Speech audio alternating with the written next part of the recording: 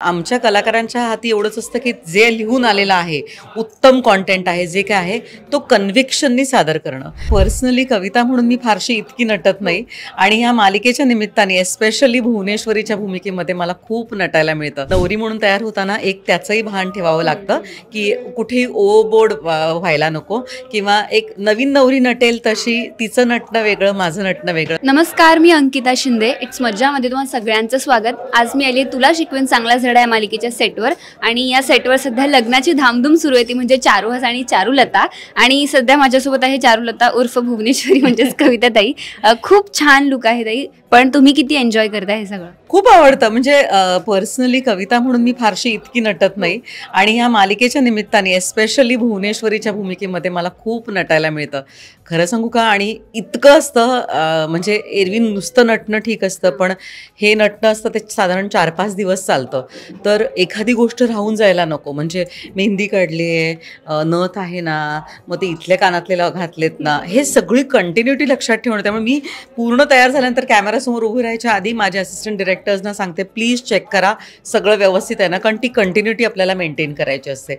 तर मजा येते आणि छान. I am back. मला आनंद होतो की पुन्हा भुवनेश्वरी म्हणून परत येता येते. अगदीच. आणि पुन्हा तोच सेंटर पॉईंट तुम्ही ठरला आहात मालिकेमध्ये. आणि आता खूप दिवसांनी आय गेस असं नवरी म्हणून किंवा ब्राईड म्हणून तुम्ही रेडी झाला असाल मालिकेसाठी. तर हे किती रिफ्रेशिंग आहे किंवा आत्ता सेटवर कसं वातावरण आहे? रिफ्रेशिंग आहे, थोडंसं दडपणही असतं की आपलं वय वाढलेलं असतं, त्याच्यामुळे नवरी म्हणून तयार होताना एक त्याचंही भान ठेवावं लागतं की कुठेही ओव्हरबोर्ड व्हायला नको किंवा एक नवीन नवरी नटेल तशी तिचं नटणं वेगळं, माझं नटणं वेगळं. काय असतं, आपले हेअर ड्रेसेस असतात, मेकअप दादा असतात, त्यांना उत्साहाने तुम्हाला खूप काही काही करायचं असतं, पण मग आपल्याला त्यांना सांगावं लागतं की नाही नाही, मी नवरी जरी असले तरी मालिकेमध्ये असं असं आहे आणि माझं खरं वय पण इतकं आहे आणि मालिकेतलं वय पण इतकं आहे, त्यामुळे तुम्ही उगीच ओव्हरबोर्ड जाऊ नका.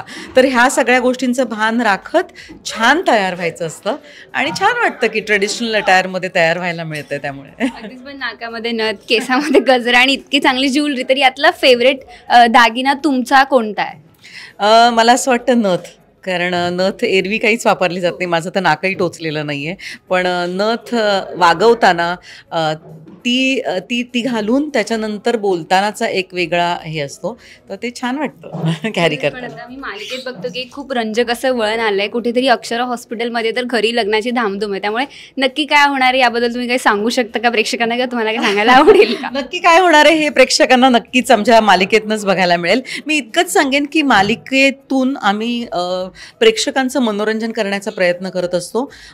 जे लिहून येतं ते छान लिहिलेलं असलं. मी नेहमी म्हणते की कुठलाही गोष्ट असली तरी कॉन्टेंट इज द किंग, आणि कॉन्टेंट चांगला असेल तर सगळ्या गोष्टी होतात. मग आमच्या कलाकारांच्या हाती एवढंच असतं की जे लिहून आलेलं आहे, उत्तम कॉन्टेंट आहे, जे काय आहे तो कन्व्हिक्शननी सादर करणं. आणि तो कॉन्टेंट आमच्या मालिकेच्या ह्याच्यात पुन्हा मधुगंधा जॉईन झाली आमच्या टीममध्ये, फुल फ्लेज.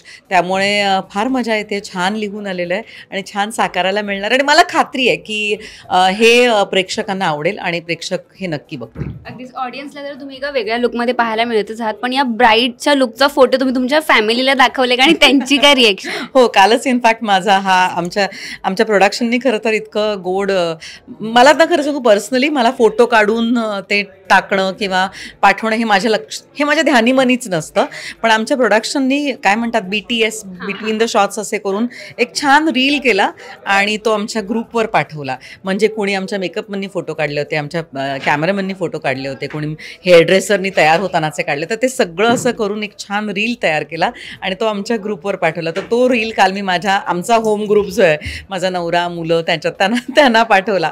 तर सगळ्यांचे मेसेज झाले, अरे मम्मा यू लुकिंग नाईस, आणि नवरा पण म्हणाला अरे छान दिसतोय, चांगला झाला लुक. सो हो, या छान झालाय. अगदीच. Thank you so much. खूप छान वाटलं तुमच्याशी गप्पा मारून. फार वेळ घेत नाही, पण जाता जाता ऑडियन्सला काय सांगा? ऑडियन्सला एवढंच सांगेन, ॲज युजल आम्ही आमच्या परीने तुमचं मनोरंजन करण्याचा प्रयत्न करतोय आणि मला खात्री आहे की प्रामाणिकपणे मनोरंजन केलेलं नेहमीच प्रेक्षकांपर्यंत पोहोचतं. ते ह्याही वेळेस पोहोचेल. पाहत राहा तुला शिकवीन चांगलाच धडा. Thank you so much. Thank you. Marathi चित्रपटसृष्टीमधील latest update, original web series, shows, गाणी आणि एंटरटेनमेंटसाठी आमच्या चॅनलला सबस्क्राईब करा आणि बेल आयकॉन दाबायला विसरू नका.